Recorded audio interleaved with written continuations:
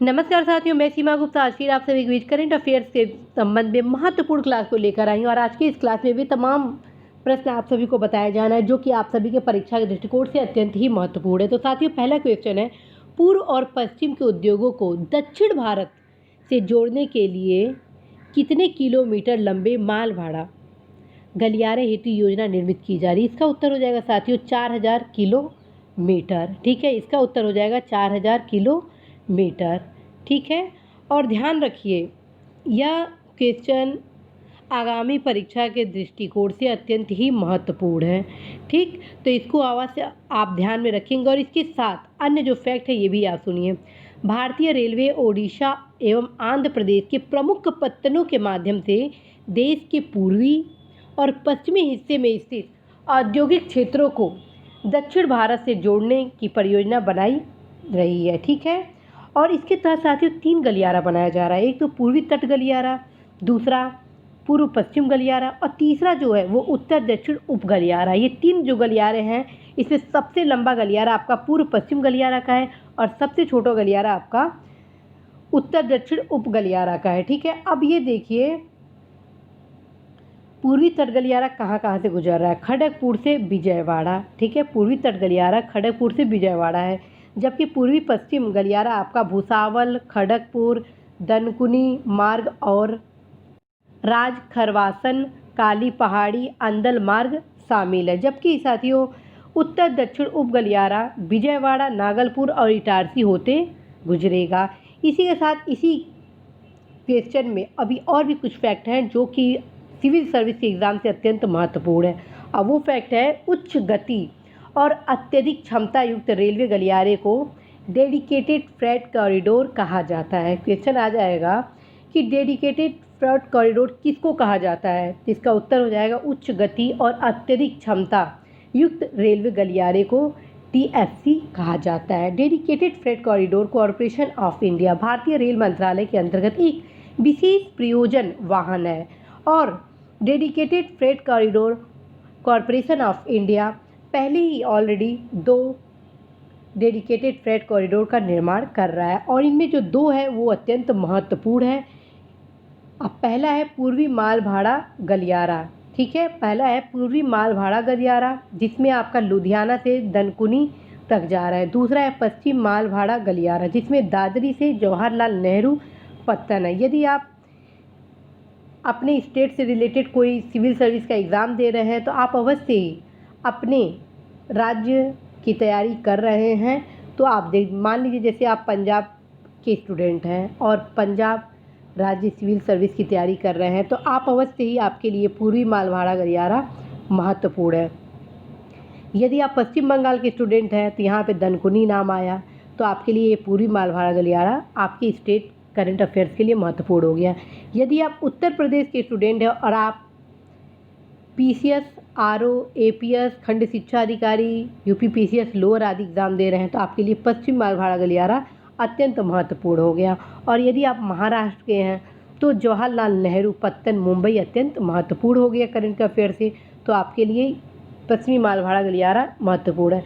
साथियों, राज्य current affairs की तैयारी आप साथ में करें तो बेहतर है। आप सभी द्वारा प्रायः पूछा जा रहा है मैडम मैं यूपी करंट अफेयर्स की तैयारी कैसे करूं? तो मैं आपको यही कहूँगी कि जहाँ पे आपका किसी भी करंट अफेयर्स में उत्तर प्रदेश चर्चा में रहे तो उसको तत्काल ही आप एक अलग से नोट्स बना लीजिए ताकि आप सभी को किसी भी प्रकार की समस्या ना होने पाए और एक आपका आराम से आपके राज्य करंट अफेयर्स की भी तैयारी हो जाए।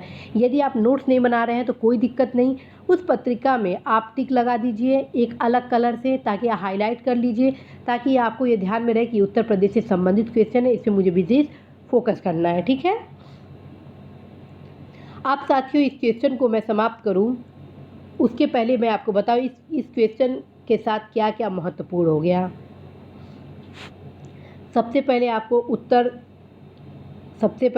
उत्तर दक्षिण पूर्व पश्चिम गलियारा देखना होगा, सड़क गलियारा। ठीक है, स्वर्णिम चतुर्भुज परियोजना को अध्ययन करना पड़ेगा, राष्ट्रीय जलमार्ग का अध्ययन करना होगा। ठीक है, खास तौर पे जलमार्ग संख्या 1 और जो नवीनतम है उसको देखना होगा। ठीक है, तीसरा भारत के जितने भी बंदरगाह हैं उनको देखना होगा। ठीक है, चौथा आपका ये हो गया इसमें रेलवे की जितनी संस्थाएं हैं वो आपको देखनी होंगी। ठीक है, तो साथियों इस प्रकार आप अपने जीएस को भी महत्व दें हर एक करंट के क्वेश्चन से, और साथ में उस चीज़ को देखते जाएंगे तो आपका तैयार हो जाएगा, और कब तैयार हो जाएगा आपको स्वयं पता नहीं चलेगा। अब नेक्स्ट क्वेश्चन है, भाद भूत परियोजना किस राज्य से संबंधित है। नेक्स्ट क्वेश्चन है, भाद भूत परियोजना किस राज्य से संबंधित है। उत्तर हो जाएगा साथियों गुजरात। ठीक है, और ये काफ़ी चर्चा का विषय था, इसलिए यह मात्र गुजरात का एक परियोजना नहीं रह गया बल्कि भारत से संबंधित हो गया है। गुजरात सरकार ने इस परियोजना के लिए अनुबंध प्रदान किया, लेकिन स्थानीय मछुआरों द्वारा मछली पकड़ने के पैटर्न, मुख्य रूप से हिल्सा को पकड़ने के पैटर्न प्रभावित होने के कारण इस परियोजना का विरोध हुआ। भादभूत गांव नर्मदा नदी के पार कुछ दूर पर स्थित है। नर्मदा नदी खंबात की खाड़ी में गिरती है। ये सब टोटल न्यूज़पेपर में काफ़ी चर्चे का केंद्र रहा। ठीक, तो अब इस क्वेश्चन से आपको क्या क्या महत्वपूर्ण हो गया जीएस के लिए। इस क्वेश्चन से आपका महत्वपूर्ण हो गया, पहले तो मछली उत्पादन में राज्यों की स्थिति, कौन सा राज्य सर्वाधिक मछली उत्पादक है, क्रम आप 4 राज्यों का देखेंगे। दूसरा, किस क्षेत्र में सर्वाधिक मछली का पैदावार है। ठीक है, तीसरा क्वेश्चन नर्मदा नदी। ठीक, नर्मदा नदी के बारे में जानिए, उद्गम आदि और इसकी सहायक नदियां हैं। चौथा इसका बन जाता है कच्छकरण और खंबात की खाड़ी। ये टोटल कच्छरन, खंबात रन, खंबात की खाड़ी, ये टोटल आपको देखने हैं। इस प्रकार से आप भूगोल और अन्य जो जीएस के पोर्शन है हर एक करंट के साथ कवर करते जाइए। अब मैं आपको नेक्स्ट क्वेश्चन ले जाती हूँ जो कि उत्तर प्रदेश के करंट अफेयर से संबंधित है, और वो है इलेक्ट्रॉनिक उद्योग के लिए कौन सा राज्य हाल में नई नीति बनाया। उत्तर हो जाएगा यूपी। ठीक है, इस नीति के तहत अब इलेक्ट्रॉनिक हब को पूरे यूपी में विस्तार होगा, जो नोएडा, ग्रेटर नोएडा एवं यमुना एक्सप्रेसवे प्राधिकरण तक सीमित था। इस नीति के तहत साथियों निवेशक प्रदेश में अब कहीं पर भी उद्योग लगा सकते हैं, और क्षेत्रीय असंतुलन को दूर करने के लिए पूर्वांचल और बुंदेलखंड में उद्योग लगाए जाने पर विशेष व्यवस्था किया गया है। तो आप यदि यूपीपीसीएस समीक्षा अधिकारी, सहायक समीक्षा अधिकारी, एपीएस, यूपी विधानसभा विधान परिषद रिपोर्टिंग का एग्ज़ाम दे रहे हैं, या विधानसभा विधान परिषद का समीक्षा अधिकारी, सहायक समीक्षा अधिकारी, एपीएस का एग्ज़ाम दे रहे हैं, या यूपीपीसीएस लोअर, तो आपके लिए ये क्वेश्चन काफ़ी ही महत्वपूर्ण है। तो ज़रूर इसको ध्यान में आप रखिएगा, यूपी करंट अफेयर से संबंधित। नेक्स्ट क्वेश्चन है साथियों कि कृषि रसायन के उत्पादन में भारत का स्थान। कृषि रसायन के उत्पादन में भारत का स्थान, उत्तर हो जाएगा चौथा। हाल में भारत सरकार द्वारा आत्मनिर्भर भारत के अंतर्गत कृषि रसायन में आत्मनिर्भरता लाने के लिए कई प्रकार की योजनाएं क्रियान्वित की जा रही हैं, और इस कृषि रसायन उद्योग को बढ़ावा देने के लिए भारत सरकार, राज्य सरकार द्वारा तमाम उपाय किए जा रहे हैं। तत्क्रम में यह क्वेश्चन महत्वपूर्ण है कि कृषि रसायन के उत्पादन में भारत का स्थान क्या है। तो उत्तर हो जाएगा साथियों चौथा। ठीक है, तो इस चीज़ को आप ज़रूर देखेंगे। पहला स्थान यूएसए का है, दूसरा जापान का है, तीसरा चीन का है। अब इसी से जुड़े एक क्वेश्चन आप सभी के बीच में ला रही हूँ, जिसका तीनों कथन आपका सही है। ए भी सही है, बी भी सही है और सी भी सही है, अर्थात इसका उत्तर हो जाएगा डी। ठीक है, और इसका क्वेश्चन देखिए, क्योंकि हर एक कथन आप सभी के परीक्षा के दृष्टिगत महत्वपूर्ण है। भारत सरकार हाल ही में कृषि रसायन के क्षेत्र में आत्मनिर्भरता के लिए अनेक कार्य कर रहा है, जिनमें अवसंरचना विकास, आयात प्रतिबंध तथा कर प्रोत्साहन आदि सम्मिलित है। ठीक है, ध्यान रखिए, इसमें एक चीज़ है आयात प्रतिबंध, यानी कृषि रसायन को हतोत्साहित किया जा रहा है आयात प्रतिबंध करके, अर्थात यहाँ पे बढ़ावा दिया जाएगा। तो ये आयात प्रतिबंध को भी आप ध्यान में रखिएगा, बढ़ावा के लिए आयात को प्रतिबंधित किया जा रहा है। दूसरा फैक्ट है साथियों, भारत चीन से विनिर्मित वर्गों के कृषि रसायनों यथा उन्नत कृषि रसायन आदि का आयात करता है।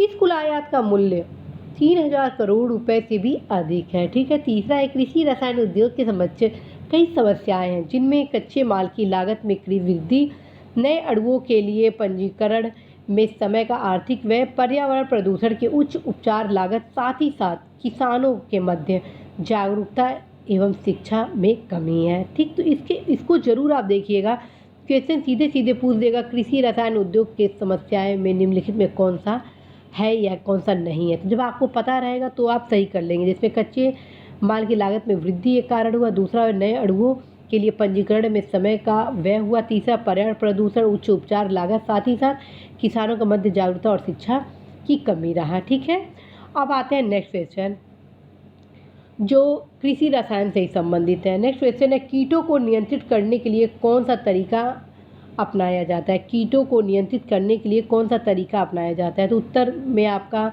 नीचे इतने विकल्प दिए हैं: कीटनाशी, शाकनाशी, कवकनाशी, कृदंकनाशी, जैव कीटनाशक और सूत्र कृमिनाशक। तो अब आप ये बताइए कि कीटों को नियंत्रित करने के लिए कौन कौन सा तरीका अपनाया जाता होगा। तो आप सभी को बता दूं, ये 6 जो तरीका है वो टोटल तरीका अपनाया जाता है। ठीक है, कीटनाशी, शाकनाशी, कवकनाशी, कृंतकनाशी, जैव कीटनाशक और सूत्रकृमिनाशक। ठीक है, तो आप अवश्य इसको ध्यान में रखेंगे। नेक्स्ट क्वेश्चन है साथियों, संरक्षण के प्रतीक के रूप में स्टेट मैंग्रोव ट्री की घोषणा करने वाला भारत का प्रथम राज्य।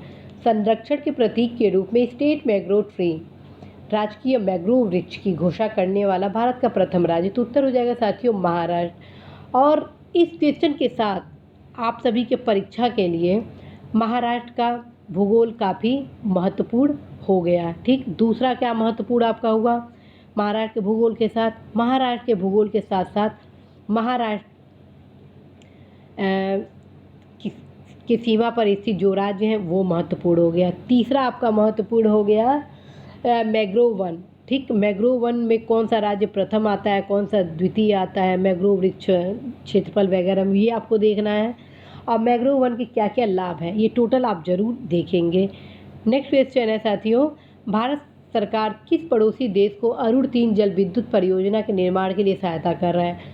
भारत सरकार द्वारा किस पड़ोसी देश को अरुण 3 जल विद्युत परियोजना के निर्माण के लिए सहायता कर रहा है? उत्तर हो जाएगा नेपाल। ठीक है, और नेपाल की सबसे बड़ी ये पनबिजली है और भारत के सहयोग से निर्माण किया जा रहा है। 4 भारतीय बैंक जिनमें SBI, PNB, Exim bank, UBI सहयोग कर रहे हैं। ठीक है, और नेक्स्ट क्वेश्चन है साथियों, सरकार ने इथेनॉल सम्मिश्रण का कार्यक्रम के तहत 2022 तक पेट्रोल में कितने प्रतिशत बायो इथेनॉल सम्मिश्रण का लक्ष्य रखा है? यह क्वेश्चन आप सभी की परीक्षा के दृष्टिगत अत्यंत ही महत्वपूर्ण है।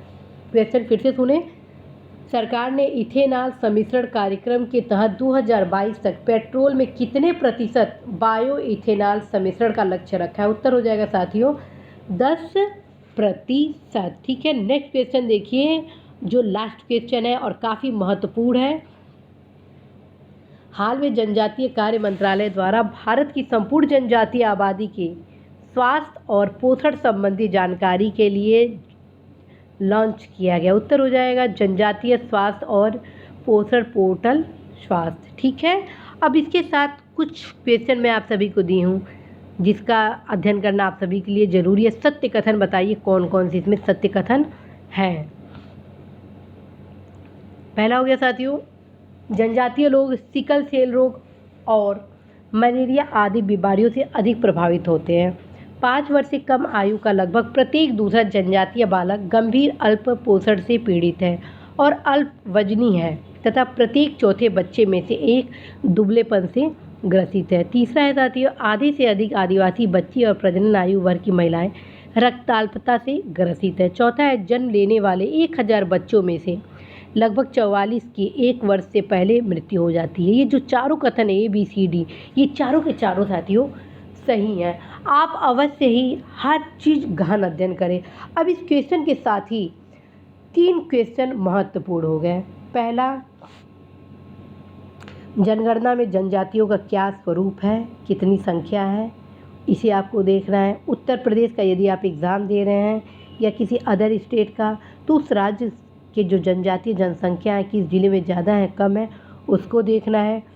तीसरा, आपको किस राज्य में भारत में कहाँ कहाँ कौन सी जनजातियाँ निवास करती हैं और उनकी क्या खास विशेषता है। चौथा, विश्व की प्रमुख जनजातियों के बारे में जानना है। और पांचवा, सिकल सेल रोग यहाँ पे चर्चा का केंद्र रहा, मलेरिया रहा, इसको आप देखना है। और फिर रक्ताल्पता भी देखना है। इस प्रकार साथियों यदि आप करंट अफेयर के साथ साथ GS के क्वेश्चन को सॉल्व करेंगे तो कब आप 100 में 100 क्वेश्चन सही कर लेंगे आपको स्वयं नहीं पता चलेगा। और कैसे आप GS के हर एक क्वेश्चन को सहजता के साथ हल करें वह दिन दूर नहीं है। तो साथियों अवश्य ही आप जो मेरे द्वारा करंट अफेयर्स के क्लासेस उपलब्ध कराए जा रहे हैं उसको आप गहनता से अध्ययन करें। साथ में जो मेरे द्वारा मार्गदर्शन दिया जाता है कि इसके साथ ये क्वेश्चन बन सकता है, उसको तत्काल ही आप अपने जीएस से संबंधित बुक्स में देखें। और आप सभी के लिए मैं लगातार आप सभी की परीक्षा की तैयारी से संबंधित महत्वपूर्ण गाइडलाइंस वगैरह भी दे रही हूँ। गाइडेंस क्लासेज में आप अवश्य ही प्लेलिस्ट में जाइए और जो गाइडेंस क्लासेज है, किस परीक्षा की तैयारी कैसे करें, सामान्य अध्ययन में इतिहास की कैसे तैयारी करें, पर्यावरण की तैयारी कैसे करें, कृषि की कैसे करें, करंट की कैसे करें और तमाम बुक्स वगैरह के बारे में आप सभी को बताया जा रहा है। आप सभी के हितों के लिए बताया जा रहा है। आप अवश्य ही देखिए और कोई भी समस्या हो आप अवश्य ही कम्युनिटी बॉक्स में जो संडे स्पेशल का कार्यक्रम होता है, ठीक है, संडे स्पेशल के लिए मैं स्पेशल एक कम्युनिटी बॉक्स में आप सभी के लिए मैं एक कॉलम छोड़ देती हूँ। आप अपनी समस्या को अवगत कराइए, उसका मैं अवश्य ही प्रयास करूँगी जवाब देना, क्योंकि साथियों मेरे पास समय भाव मतलब क्या बताया जाए, समय बिल्कुल नहीं है। बस आप सभी के लिए मैं समय निकाल रही हूँ यह सोचकर कि आप परिश्रम कर रहे हैं, तो अवश्य ही आप सभी का जो परिश्रम है वो सफल हो। तो अतः साथियों हर एक वीडियो में जो कमेंट प्राप्त होते हैं तो उसको दिया जाना संभव नहीं है। इसके बावजूद आप सभी को मैं बताऊं, आप लोग जो भी कमेंट करते हैं उसको मैं अवश्य ही पढ़ती हूं और जितनी समस्याएं होती हैं उसको दूर करने के लिए मैं आप सभी को कम्युनिटी बॉक्स और वीडियो के माध्यम से वो कार्य करती हूँ, ताकि आप सभी के समक्ष जो समस्याएं आ रही हैं वह दूर हो सके। तो साथियों आप अवश्य ही अपने उज्जवल भविष्य के लिए जहाँ पर भी आपको कोई समस्या होती है तो आप अवश्य एक कमेंट बॉक्स में अपनी समस्याओं से मुझे अवगत कराएं। आप ये ना सोचें कि मैडम उत्तर नहीं दे रही हैं अर्थात वो पढ़ नहीं रही हैं। मैं आपको बार बार बता रही हूँ, जैसे ही मुझे समय मिलता है मैं 100% उत्तर सबके देने का प्रयास करती हूँ। साथ में आप सभी की जो समस्या हैं उनको दूर करने के दृष्टिगत मैं आप सभी के बीच लगातार वीडियोस वगैरह ला रही हूँ। उसी के क्रम में गाइडेंस क्लासेस आप सभी को प्रोवाइड कराया जा रहा है। तो साथियों इसी आशा के साथ आज मैं आप सभी से विदा लेती हूँ कि आप अवश्य ही मेरे द्वारा जो करंट अफेयर्स की क्लासेस लिए जा रहे हैं उन्हें आप गंभीरता के साथ करें। साथ में आप अपने लक्ष्य के प्रति हमेशा जागरूक रहें। इस आशा के साथ आज मैं आप सभी से विदा लेती हूँ कि आप अवश्य ही सफल होंगे। नमस्कार।